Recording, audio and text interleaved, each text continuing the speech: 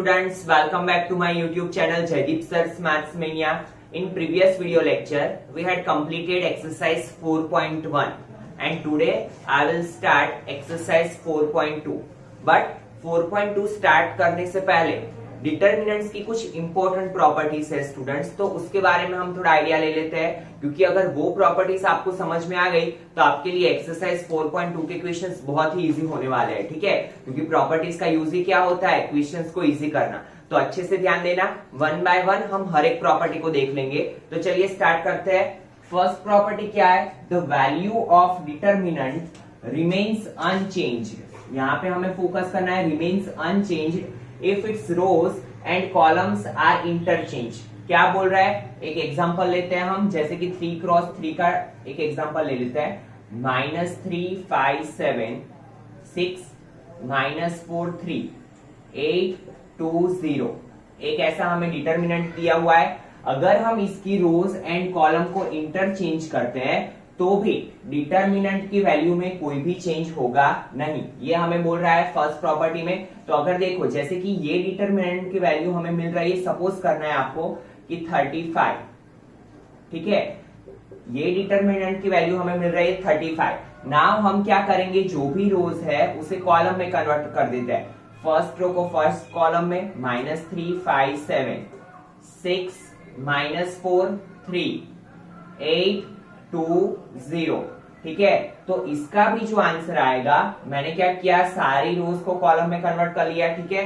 तो इसका भी जो आंसर आएगा वो भी क्या होगा, 35, क्योंकि अगर हम रोज एंड कॉलम को इंटरचेंज करेंगे तो उसमें से डिटर्मिनेंट के आंसर पर कुछ भी फर्क पड़ेगा नहीं। आंसर क्या रहेगा, एज इट इज। जैसे कि आपको पता है कि हम क्या करते थे, मैट्रिक्स में ट्रांसपोज ऑफ मैट्रिक्स फाइंड करते थे, ठीक है, ए का ट्रांसपोज फाइंड करते थे, तो हम क्या करते थे, सारी रोज को कॉलम में कन्वर्ट कर लेते थे। वैसे ही अगर हम कॉलम को रोज में कन्वर्ट कर रहे हैं या रोज को कॉलम में कन्वर्ट कर रहे हैं तो उससे डिटर्मिनेंट के आंसर में कोई भी फर्क आएगा नहीं, ठीक है। आप खुद से भी ये सॉल्व करके दोनों की कंपेयर करके देख सकते हो, ठीक है। तो ये थी first property. Now second property देखिए क्या है, if two rows or column of a determinant are interchanged, then the determinant retains its absolute value but its sign is changed। देखिए ये प्रॉपर्टी थोड़ी डिफरेंट है।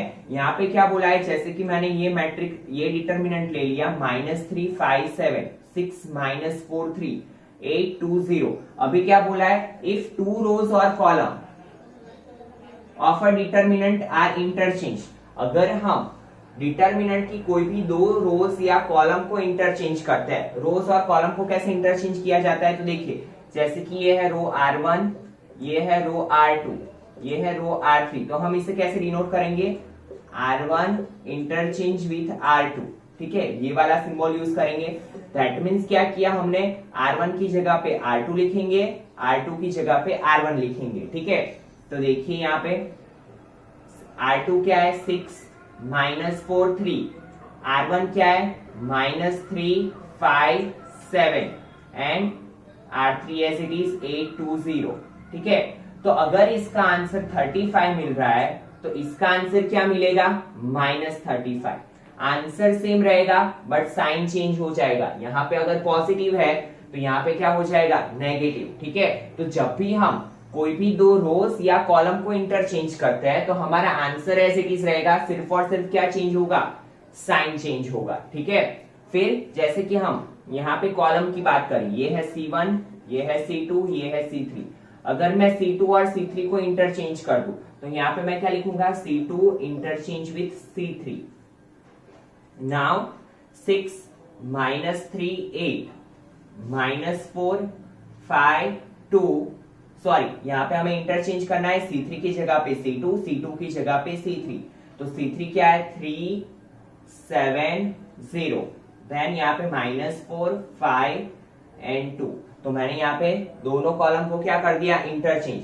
अगर इसका आंसर -35 आ रहा था तो अभी इसका आंसर क्या हो जाएगा, 35, क्योंकि अगर -35 में अगेन हम माइनस लगाएंगे तो माइनस माइनस प्लस, तो 35।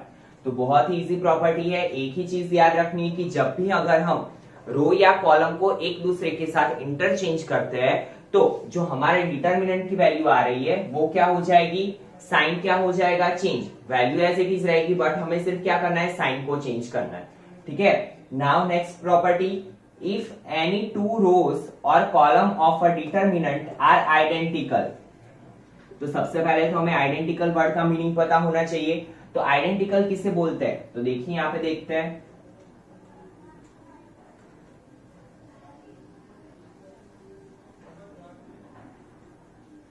जैसे कि यहाँ पे कोई एक एग्जांपल ले लिया, a इज इक्वल टू -357 246 और रो 3 भी ले ली -357। ये है कॉलम 1, ये है कॉलम 3।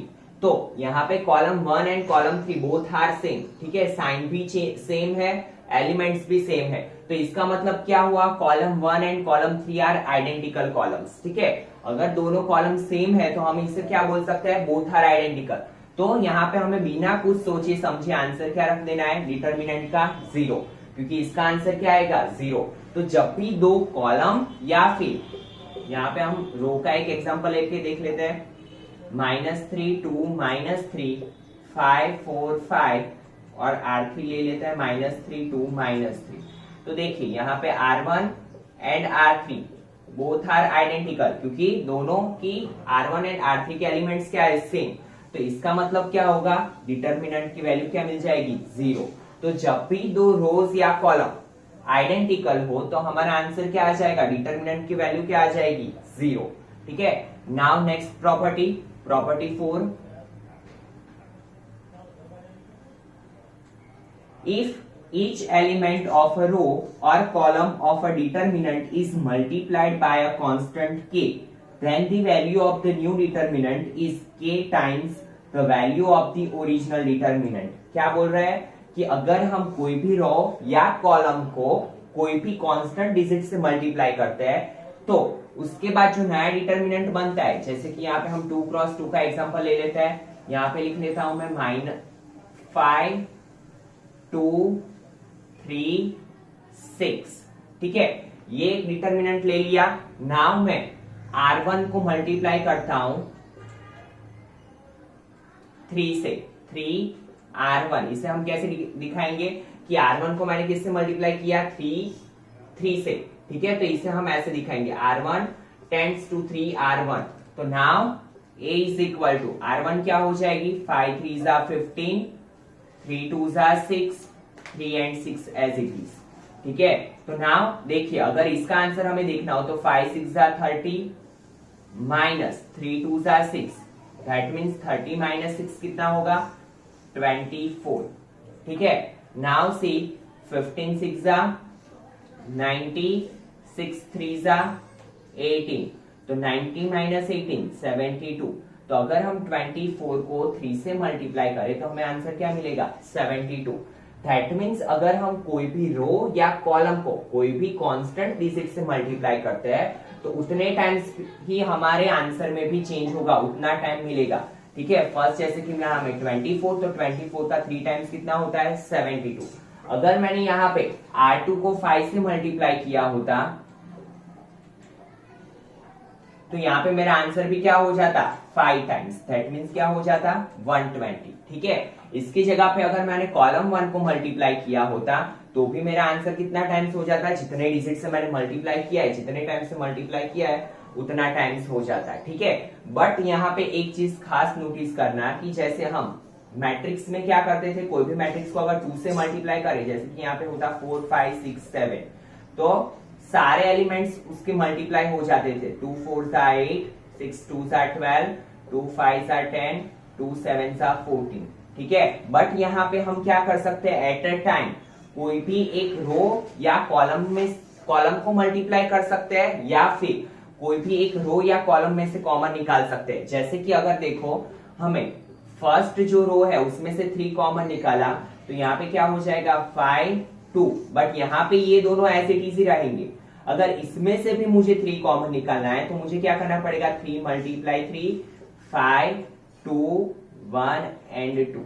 ठीक है, ऐसा नहीं होगा कि 3 कॉमन निकाला तो चारों एलिमेंट्स में से कॉमन निकल गया। या कोई रो में से या कोई कॉलम में से, एट अ टाइम हम कोई भी एक रो या कॉलम में से कॉमन निकाल सकते हैं, ठीक है। अगर दोनों में से निकालना है तो हमें ऐसे लिखना पड़ेगा 3 × 3, तो ये फर्स्ट रो का 3, ये सेकेंड रो का 3, तो हमारा आंसर बनेगा 5 2 1 2, ठीक है। तो ये चीज को अच्छे से नोटिस कर लेना स्टूडेंट्स कि कोई भी डिटर्मिनेंट में किसी भी रो या कॉलम को हम कोई भी डिजिट से मल्टीप्लाई करवाते हैं, ठीक है, तो हमारा आंसर भी उतना टाइम ही हो जाएगा। और कॉमन भी लेना है तो हम क्या करेंगे, एट अ टाइम कोई एक रो या कॉलम में से कॉमन ले सकते हैं, ठीक है। चलिए देखते हैं next property. Now see student next property, if any two rows और column of a determinant are proportional then its value is 0। Proportional का मीनिंग क्या है, आप ऑलरेडी 10th और 11th में पढ़ चुके हो, बट फिर भी एक बार देख लेते हैं। यहाँ पे जैसे कि दिया है 2 3 5 -4 6 8, यहाँ पे दिया है 4 6 एंड 10। तो अगर हम ऑब्जर्व करें रो 1 एंड रो 3 को, तो देखिए अगर मैं रो 3 में से 2 को कॉमन निकाल दूं तो यहाँ पे क्या हो जाएगा, 2 2 3 5 -4 6 8 2 3 5, तो दोनों रो क्या हो गई, आइडेंटिकल। दैट मीन्स यहाँ पे क्या हो गया, R1 and R3 are identical. तो आपको पता है कि इसका आंसर क्या हो जाएगा, 0, तो 2 × 0 0। तो यही प्रॉपर्टी का हम यूज प्रोपोर्शनल वाले में करेंगे। अगर कोई भी रो, जैसे कि थर्ड रो क्या है, 2 टाइम्स ऑफ रो 1, तो ये दोनों रो क्या हुई, प्रोपोर्शनल टू ईच अदर। तो कोई भी रो या कॉलम एक दूसरे को प्रोपोर्शनल हो, कोई भी टाइम्स हो, या उसको हम कॉमन निकाल के अगर सेम कर सकते हैं, तो उसका आंसर क्या हो जाएगा, वो डिटर्मिनेंट की वैल्यू क्या हो जाएगी, 0, ठीक है। तो कोई भी दो रो या दो कॉलम एक दूसरे को प्रोपोर्शनल है, तो आंसर क्या आ जाएगा डिटर्मिनेंट का, 0, ठीक है। Now next property, if each element of a row of a determinant is expressed as a sum of 2 or more terms, then determinant can be expressed as the sum of 2 or more determinant। चलिए देखते हैं क्या है property ये।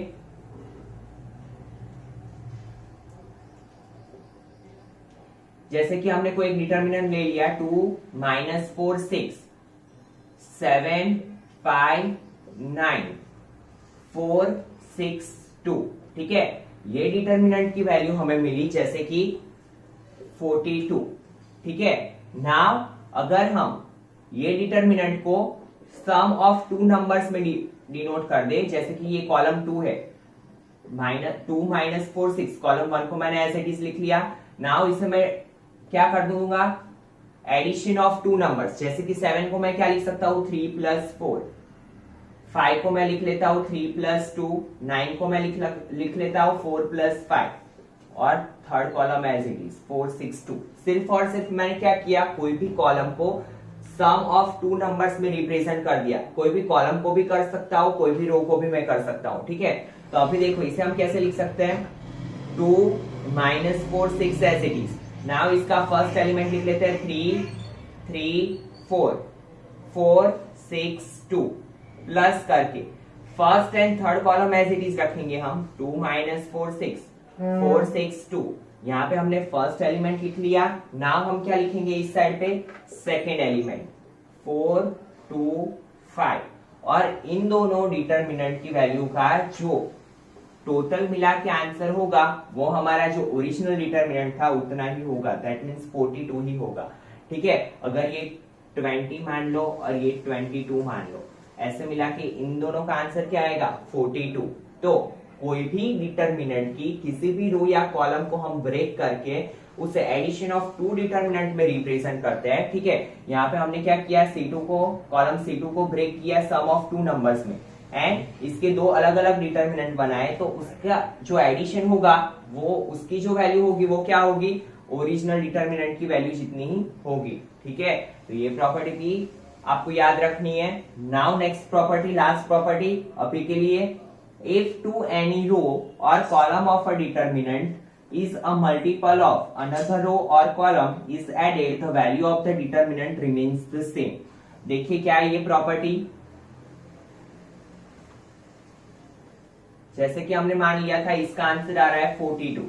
Now अगर हम इस पे कोई एलिमेंट्री ऑपरेशन करते हैं, ठीक है, जैसे कि मैंने क्या कर रहा हूं, R1 रो में 3R2, क्या करूंगा मैं, R1 प्लस 3R2, जो भी रो में हमें एडिशन या सब्ट्रैक्शन करना है, ठीक है, वो रो को हम जैसे कि R1 में कर रहे हैं तो यहाँ पे पहले R1 ही लिखेंगे।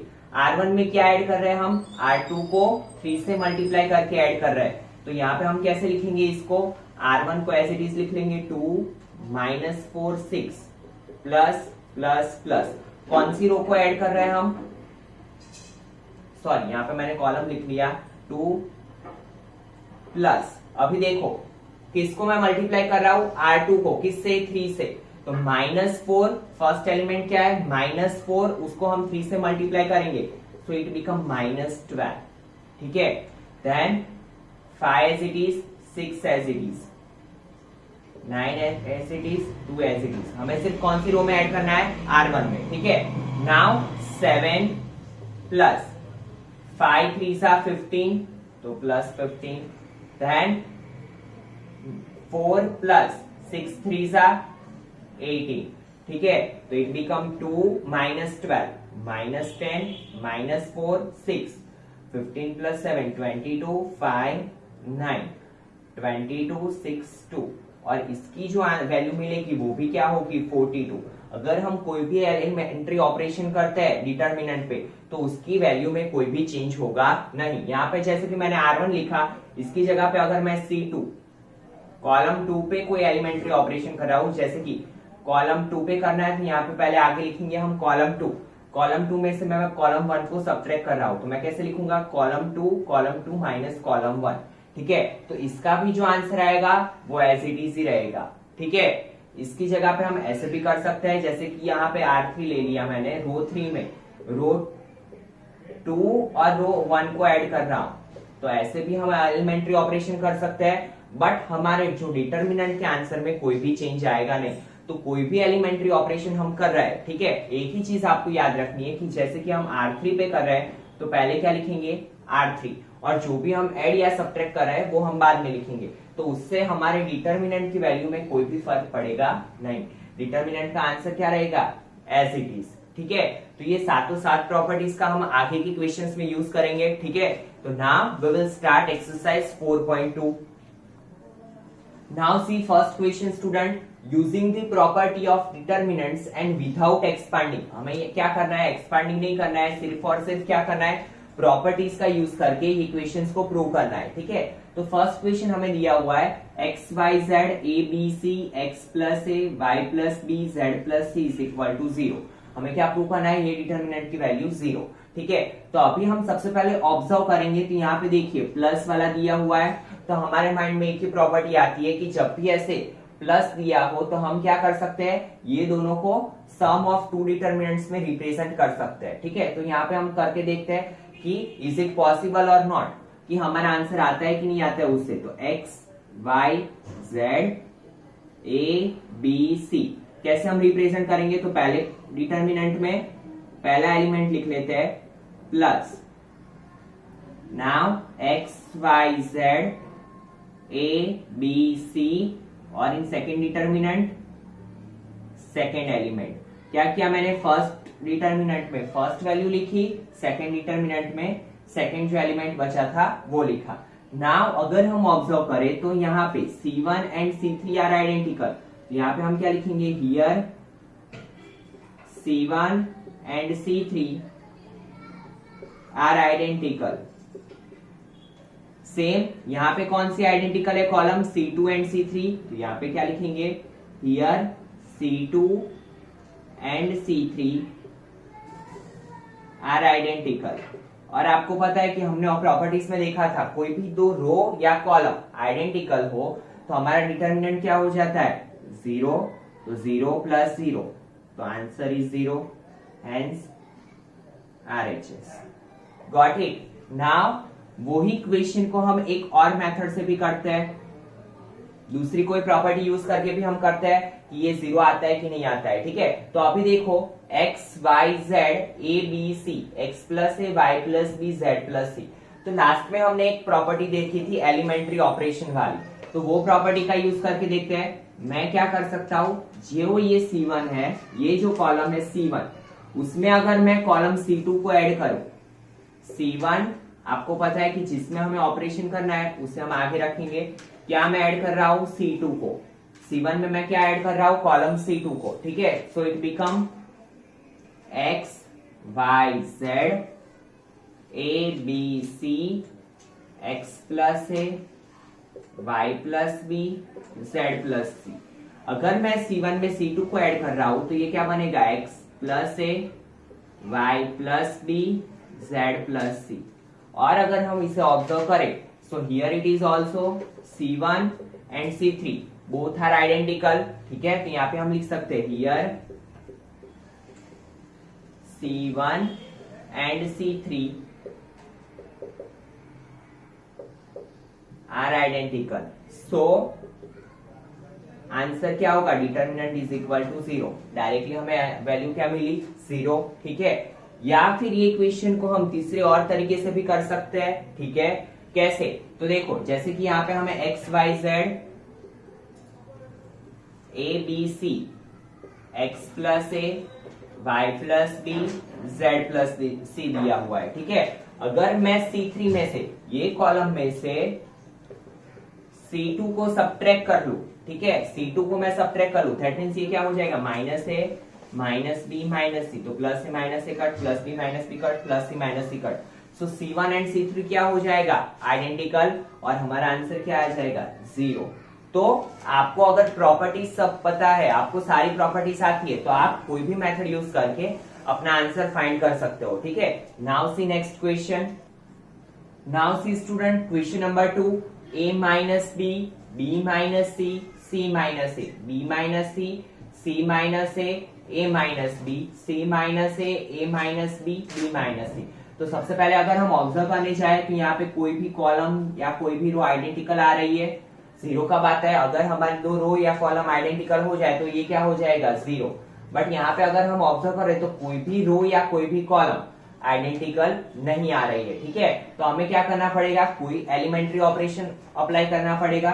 तो अगर मैं ऐसा करूं, C1 में C1 plus C2 plus C3, या फिर यहाँ पे आप R1 में भी कर सकते हो, रो भी ले सकते हो, कॉलम भी ले सकते हो, ठीक है। आंसर आपका सेम ही हो जाएगा। तो देखो मैंने क्या किया, C1 में C2 और C3 को ऐड कर दिया, तो यहाँ पे मैं लिख लू ऐसे A minus B plus C2 क्या है, B minus C, plus C3 क्या है, C माइनस ए। वैसे ही B minus C plus C minus A plus A minus B. Now C minus A plus A minus B plus B minus C, ठीक है। Now C2 और C3 को as it is लिख लेंगे क्योंकि उसमें हमें कुछ भी नहीं किया है। तो B minus C, C minus A minus B, C minus A minus B, B minus C, ठीक है। नाउ अगर इसे हम ऑब्जर्व करें तो minus B plus B cut, plus A minus A cut, minus C plus C cut, B B, A plus C minus C, C B B, A. तो देखिए 0 0 0, B minus C minus A minus B, C minus A minus B minus C. तो अभी देखो यहाँ पे क्या हुआ, column 1 के सारे एलिमेंट 0 हो गए। तो आपको ये चीज भी याद रखनी है स्टूडेंट कि कोई डिटरमिनेंट के अंदर कोई भी रो या कोई भी कॉलम के अगर सारे एलिमेंट 0 हो जाते हैं तो हमारा आंसर भी क्या आ जाएगा, 0। कैसे, तो अगर देखो हम इसे कॉलम 1 के अकॉर्डिंग एक्सपांड करें तो क्या होगा, 0 into C minus A, B minus C minus A minus B into A minus B. तो आपको पता है कि 0 के साथ किसी भी डिजिट या वेरिएबल का मल्टीप्लीकेशन आंसर क्या हो जाता है, 0, ठीक है। तो जब भी कोई भी कॉलम या कोई भी रो के सारे एलिमेंट अगर 0 हो जाते हैं तो आपका आंसर डायरेक्टली क्या हो जाएगा, 0। Got it. Now see question number 3। तो देखिए यहाँ पे क्या दिया हुआ है, 2 3 5 7 8 9 65 75 86। तो जब भी हम ऐसे डिजिट देखते हैं तो हमारे माइंड में एक ही चीज आती है पहले कि कुछ कॉमन निकल रहा है। तो देखिए अगर हम यहाँ पे ऑब्जर्व करें तो यहाँ पे कोई भी कॉलम या कोई भी रो में से कुछ भी ऐसा कॉमन नहीं निकल रहा है। अगर हम रो की बात करें तो 2 7 65, तो यहाँ पे कुछ भी कॉमन नहीं है, ठीक है, तो कॉमन वाला तो प्रॉपर्टी लगेगा नहीं। फिर अगर हम देखिए यहाँ पे कुछ आइडेंटिकल बन रहा है, तो ना तो कोई भी रो ना तो कोई भी कॉलम आइडेंटिकल बन रही है, तो हमारे पास लास्ट प्रॉपर्टी तो है ही एलिमेंट्री ऑपरेशन। बट यहाँ पे करेंगे कैसे, तो अगर हम इसे ऑब्जर्व करें तो देखिए 7 और 65 का कुछ लेना देना है नहीं, 7 की टेबल में 65 तो नहीं आता है, ना 65 7 से डिविजिबल है, ठीक है। तो अगर हम 7 का टेबल याद करें तो 7 9 63 प्लस 2 करूं मैं तो क्या हो जाएगा 65। यहाँ पे ऐसा रिलेशन है, अभी नीचे चेक करके देखते हैं। यहाँ पे मैंने किससे मल्टीप्लाई किया 9 से, तो 8 9 72 प्लस अगर मैं 3 करूं तो 75, देन 5 9 9 81 प्लस 5, तो ये क्या हो जाएगा 86, ठीक है। तो यहाँ पे अगर मुझे एलिमेंट्री ऑपरेशन करना हो तो मैं कैसे करूं, यहाँ पे मैं ऐसे भी लिख सकता हूं, कैसे C1 को एज इट इज, उसमें मैं क्या ऐड कर दूं 9C2, ठीक है।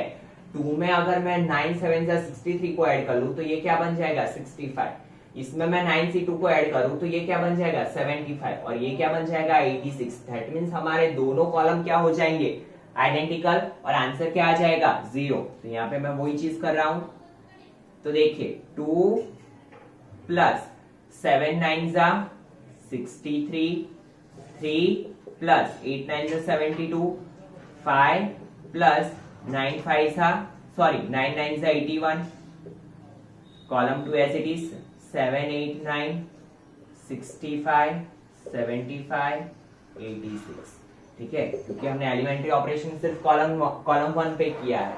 Now 63 plus 2 65 75 86, 7 8 9 as it is 65 75 86.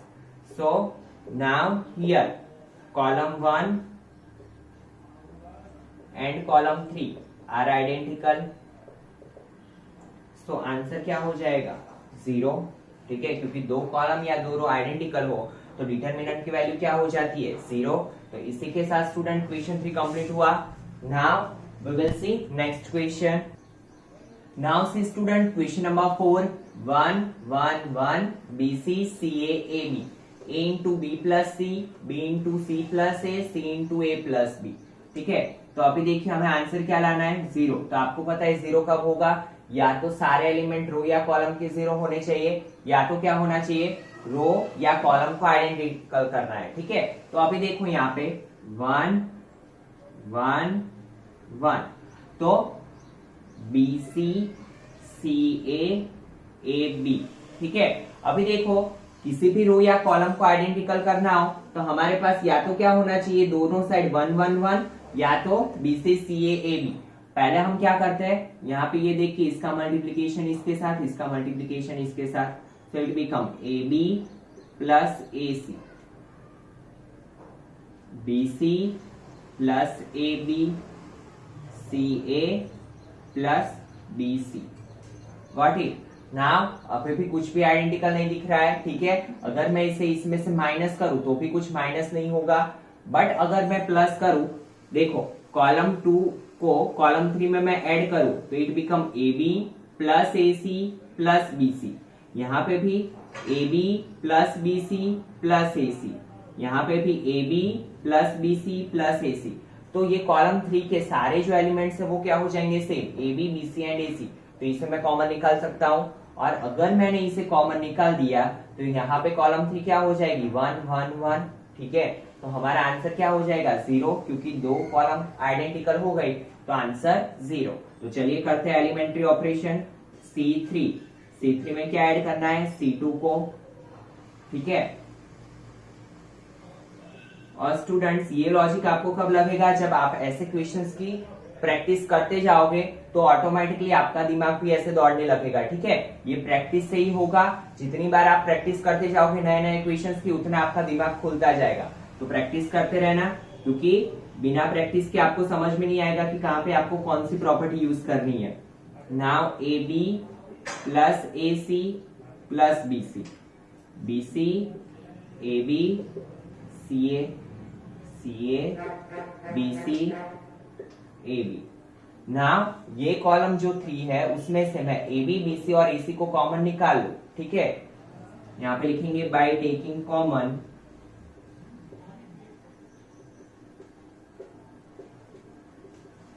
A B plus B C plus A C from C3। Column 3 में से मैं कॉमन निकाल दूं A B plus B C plus A C को, ठीक है।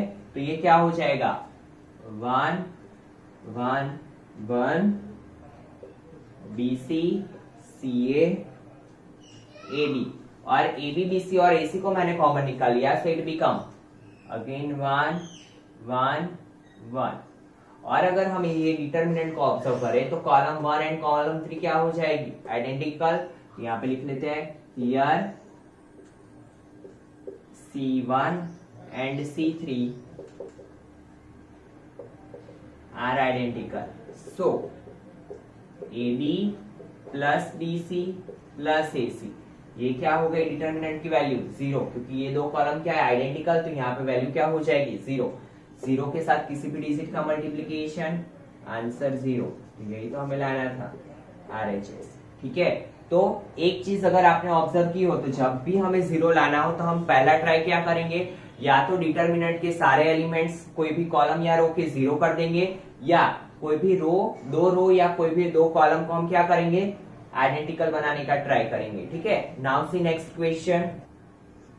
Now see student question number 5, b plus C plus A plus B, q plus R plus P plus Q, y plus Z plus X plus Y is equal to 2 a b c p q r x y z, ठीक है। But देखिए यहाँ पे हमें answer 0 नहीं लाना है, तो यहाँ पे आइडेंटिकल तो बनाना ही नहीं है हमें, ठीक है। आंसर में क्या लाना है 2, डिटर्मिनेंट के अंदर a b c p q r x y z। अगर हमें यहाँ पे एडिशन देख के हमें क्या माइंड में आता है कि हम एडिशन वाला रूल अप्लाई करें, ठीक है। बट आपको पता है कि यहाँ पे हम एडिशन वाला रूल अप्लाई करेंगे तो भी वो कुछ काम में आएगा नहीं, आप कर सकते हो, ठीक है। नाउ सी यहाँ पे क्या चाहिए हमें 2, तो कैसे भी करके हमें क्या करना पड़ेगा 2 आए वैसा ट्राई करना है।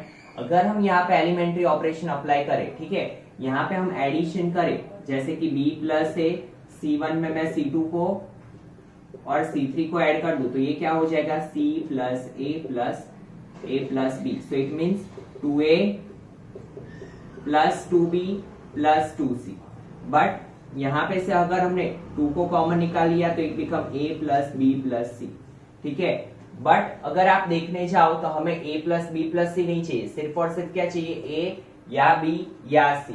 तो अगर हम एक दूसरा ट्राई करके देखते हैं कि R1 जो है R1 उसमें से हम क्या माइनस करेंगे R1 minus R2 minus R3। अगर मैं माइनस करूं तो आपको पता है ये C भी क्या हो जाएगा माइनस, A भी क्या हो जाएगा माइनस, तो plus C minus C cancel. वैसे ही A माइनस B माइनस, तो plus B minus B cancel, तो बचेगा क्या सिर्फ 2A, ठीक है। तो हमारे पास A बच जाएगा। तो मैंने क्या किया रो 1 में से रो 2 एंड रो 3 को सबट्रैक्ट कर लिया, ठीक है। तो देखिए यहाँ पे कैसे होगा b plus C minus C minus A minus B, ठीक है। क्योंकि माइनस जब भी अंदर जाता है तो दोनों के साइन क्या हो जाते हैं चेंज हो जाते हैं। Now R2 and R3 are as it is. यहाँ पे भी क्या होगा Q plus R minus P minus Q। Same यहाँ पे R plus P plus Q। यहाँ पे Y plus Z minus X minus Y, और यहाँ पे Z plus X plus Y as it is. Got it. Now देखिए plus C minus C cut, plus B minus B cut, plus R minus R cut, plus Q minus Q cut, plus Z minus Z cut, plus Y minus Y cut. बचा क्या minus 2A minus minus plus, तो minus 2A minus 2P minus 2x। Now यहाँ पे क्या बचा, c plus a plus b। Now r plus p, p plus q, z plus x, x plus y। ठीक है, तो अभी आपको पता है कि हम रो 1 में से क्या कॉमन निकाल सकते हैं, -2 को कॉमन निकाल सकते हैं। तो यहाँ पे लिखेंगे टेकिंग -2 कॉमन फ्रॉम R1। ठीक है, तो यहाँ पे देखो, यहाँ पे जैसे कि मैंने -2 को कॉमन निकाल लिया तो बचेगा क्या, APX। यहाँ पे क्या बचेगा, C plus A, R plus P, Z plus X, A plus B, P plus Q, X plus Y। ठीक है, नाउ देखिए, अगर हम यहाँ पे कंपेयर करें तो 2 तो आ गया, माइनस है, माइनस को तो हम बाद में प्लस कर सकते हैं। APX भी आ गया। अभी रो 2 और रो 3 को हमें सेट करना है according to our answer RHS के हिसाब से। तो एक चीज आप ऑब्जर्व करो कि अगर मैं रो 2 में से रो 1 को सब्ट्रैक्ट कर लूं तो प्लस से माइनस से कट, तो यहाँ पे मुझे C मिल जाएगा, यहाँ पे R मिल जाएगा, यहाँ पे Z मिल जाएगा। तो CRZ, तो मेरी रो 3 सेट हो जाएगी। वैसे ही रो 3 में से मैं रो 1 को सब्ट्रैक्ट करूं तो प्लस से माइनस से cut B, plus P minus P cut Q, plus X minus X cut तो Y, तो मेरी रो 2 भी मिल जाएगी मुझे। ठीक है, तो हम क्या करेंगे, यहाँ पे R3 में से R1 को सब्ट्रैक्ट करेंगे, वैसे ही R2 में से भी R1 को सब्ट्रैक्ट कर लेंगे। तो क्या बनेगा, यहाँ पे लिख रहा हूं मैं -2 APX, row 1 as it is. Now C plus A minus A, R2 में से R1 को सब्ट्रैक्ट किया मैंने, वैसे ही R plus P minus P, Z plus X minus X। Now A plus B minus A, P plus Q minus P, X plus Y minus X। So it become -2 APX plus A minus A cut, plus P minus P cut, plus X minus X cut, plus A minus A cut, plus P minus P cut, plus X minus X cut. तो यहाँ पे बचेगा क्या, C B R Q Z Y। ठीक है, तो यहाँ पे क्या बचा, -2 APX CRZ BQY। अभी भी हमारा आंसर नहीं आया है क्योंकि BQY हमें क्या चाहिए, सेकेंड रो में, और CRZ कहाँ पे चाहिए, थर्ड रो में।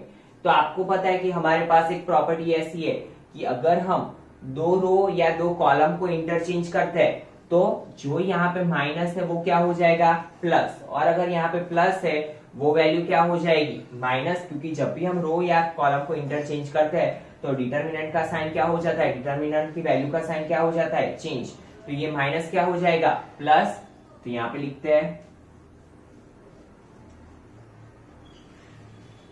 R2 interchange with R3, so minus minus plus 2, यहाँ पे क्या हो जाएगा, APX, किसको मैंने इंटरचेंज किया, R2 एंड R3 को, तो R3 ऊपर आ जाएगी BQY CRZ। यही तो हमें आंसर लाना था, तो यहाँ पे लिख सकते हैं RHS। तो इसी के साथ स्टूडेंट आपका क्वेश्चन नंबर 5 कंप्लीट हुआ। तो आज के वीडियो लेक्चर में इतना रखते हैं। In next video lecture we will see next questions of this exercise. चलिए मिलते हैं नेक्स्ट लेक्चर में। Thank you students.